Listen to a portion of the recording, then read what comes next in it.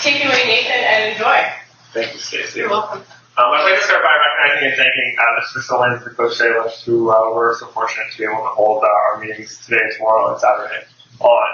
I'd also like to begin by thanking the organizers of the summit. This is the third year that I've been able to come, and it's great to be able to present some data here this weekend. And I understand that the data is coming from Ontario, but I think oftentimes it's good to have external looks as well as internal looks when we're trying to decide about directions and moving in improving health of others. So I think it's probably best to start with the recognition of the co-authors on this paper. That was sort of my introduction to where I'm from, but I'd like to thank Art Zokol, who is the executive director of the Two-Spirited Peoples of the First Nation. And that organization is based in Toronto, but sort of has a national scope. And they're our community partner on this. And this whole entire sort of work came about through field mentoring placement with Art that I was able to do as a part of my University of the Wall fellowship last year. And with all things research related, they never finish on time. And so we're continuing sort of to start the work after we got access to the data this summer. So this is an initial preliminary look at some of the results that we've been able to find so far. And it's pretty exciting to share in that regard. And so I'd like to thank my advisors, Drs. Dewey and Summerby, for their support. All right, so a little bit of background. I think very simply, and perhaps oversimply put, many and some of the two-spirited people that are often talked about in HIV/AIDS prevention research or care and support are sort of at this intersection when we think about the populations at risk that the public health agency often has. And those sort of big circles, I guess, would be Aboriginal people and men who have sex with men. And so some two-spirit people would fall at this intersection, perhaps within our Western constructs of those populations. But I think perhaps the most important thing is that there's a positive research specifically for two-spirit Aboriginal people. And this is our attempt to start looking at some of the data that we do have and what are the conclusions that we can draw. And so oftentimes we see research on Aboriginal people, we see research on gay, bisexual, queer, and other men who have sex with men. But not oftentimes within those reporting or within those results do we see a specific analysis done for two-spirit individuals. And so this is our sort of initial step to try to do some of that work. As well, I think reconsidering social determinants is the theme of this year's summit. I just wanted to give not so much a background, but I think a bit of credence to social determinants. Thinking back during 26 years ago, basically, in the Ottawa Charter, in the first international conference on health promotion. Shelter was the second item that was listed as one of the fundamentals of health. And I think that's sort of where this research has come out of, and thinking about some of the determinants of health beyond just thinking about risky sex or harmless sex. And so this is where the data is coming from. It's a study called Positive Spaces, Healthy Places. And it's Canada's first longitudinal, so repeat measure over time, or cohort study. That's looking at the relationship of determinants like housing and health in the context of HIV. And the idea here is to really inform and try and impact health outcomes and health-related quality of life for people living with HIV/AIDS. So I put the website up here for a little bit more information. And the nice part about this is that that's a data set that oftentimes researchers, we can be quite protected and defensive about our own data, but they were really pleased to be able to acknowledge our application to have a secondary data analysis done on their research. And so I'd like to thank them for the opportunity to do this. And so the objective really for this first initial was to just describe the experiences in the actual sample of two-spirited Aboriginal people that were living with HIV and AIDS that participated in the Positive Spaces, Healthy Places study. And so what we basically did to do that was create our own operational definition of two-spirit. So perhaps unfortunately in the Positive Spaces, Healthy Places study, while community-based, there wasn't a specific question asked about whether someone identified as two-spirit or not. So in much quantitative research, we construct categories and mold and blend and collapse categories to try and suit the needs of the quantitative approaches that we're going to be using. And so here, with the organizational partnership with the Two-Spirit, what we operationalized as Two-Spirit for this purpose was looking at someone who's HIV positive at baseline. So the whole entire study that we're looking at here is the HIV positive arm of that study. And then for Two-Spirit, they need to identify with an Aboriginal ethnicity, so being First Nations, Inuit, or Métis, and to have identified as gay, bisexual, or other, which they could have further defined. As well, in this sample, we're looking at Two-Spirit people, and so we do have also people who identify with other genders other than a man, and homosexual identities such as lesbian. For this research, what we're using here is the baseline for the very first time that people in the study would have participated, and then a 24-month follow-up. So there's data at 12 months and 24 months and 36 months. And so what we basically used was 24 because it gives us a good 2-year span. And at 36 months or at 3 years, we lose so many participants to loss of follow-up that the sample is actually just over 20 people. And so given that it is longitudinal or pair or match data depending on statistical training, those are the tests that we're using for that analysis. So the results. And I've got 2 slides of results here. This is basically the descriptive statistics of the sample that we're going to be working with and moving forward within the analyses. And so we see here it's a fairly broad age range from 26 to 65 years of age, with a mean around 40.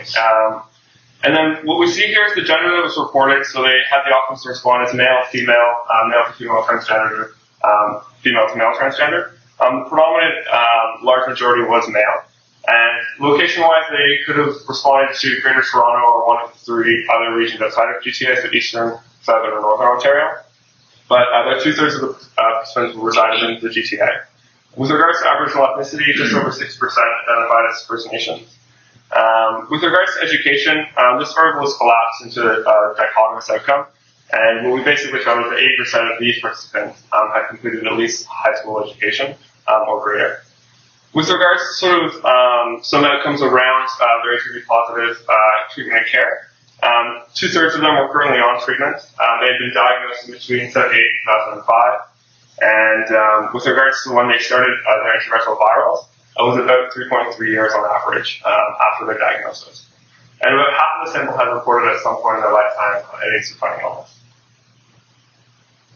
Now, the interesting thing is when we started looking at our main sort of outcomes around health-related or health outcomes or health-related quality of life, we didn't actually see much change. And at first we were sort of like, well, should we present this or should we not present this since we don't have this p-value of less than 0.05, and so will people care about that? And I think it's really important research that we talk about things that are significant and things that are non-significant, and particularly when we have a small sample and therefore limited statistical power.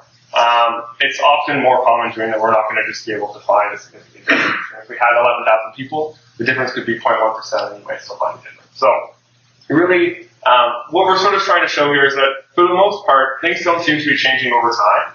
And that can be interpreted as a good thing or a bad thing. Right? In some ways, it's not getting worse, but it's not necessarily getting better. And so when we look at the self-reported highest and lowest CD4 cell counts in the previous 6 months, so when they answered that question at baseline to when they answered it 24 months later, there wasn't any change over time for those. When we look at the quality of life, so their self-rated quality of life, just over half of participants rated it as pretty good or better at baseline. That seems to have increased a little bit at 24 months, but not statistically significantly. And then with regard to self-rated physical and mental health, a much higher percentage, so 85% both at baseline and 24-month follow-up, rating their physical and mental health about the same or better. And then again, no change over time there. So I think what we're excited about is that this is really some very, very first steps. But it does seem like we have a diverse sample of Two-Spirit people. There's people that are living in different parts of the province with different sort of characteristics. And that's positive in the sense that a lot of the research that has been done is often very Toronto-centric with regards to this research, and I think that's partly based on the fact that the organization is based in Toronto. But they were able, through the community-based aspect of Positive Spaces Healthy Places, to pull on community connections from parts of the province. We do generally see little change over time, and I think in some ways this could introduce a discussion around resilience and thinking about perhaps this is a population that has been quite resilient and been able to manage their infections well, irrespective of necessarily having specific targeted care or programming. And so our sort of hope is that through thinking about this research and thinking about where we're going to go next with it, we'll be able to do some more population-specific programming, policy development, and talking about potential interventions or places we may want to intervene. So some of the strengths of this research, I'm really fortunate as someone who's non-Aboriginal, who's non-HIV positive, to be in this community-based partnership with Two-Spirit. And I think they give a lot of credence and life to be able to do this work. I think the other thing that is really nice is that this is a really strong longitudinal data set, and there's lots of potential to do future work with it. And I think that the fact that the Positive Spaces Healthy Places team is willing to do that is credence to their sort of research philosophies. And I think particularly the benefit of this and why Art was interested in having it done was the fact that it is a unique focus on Two-Spirit. And so within the framework of what Positive Spaces Healthy Places was going to do, there was no plan to necessarily do this analysis. And so Art had said, during this is something that we would be interested in having done. I think some of the limitations, it's only possible to have a small sample for this population, and that's statistically speaking. But it is a quantitative survey, and so I think in some ways perhaps qualitative research would be better limited to answering some of the questions. As well, we're operationalizing Two-Spirit here in a particular way that isn't, so I think, respecting the concepts of self-identity. And again, this is a really initial analysis, and so there's more detail to come, and hopefully more presentations in the future.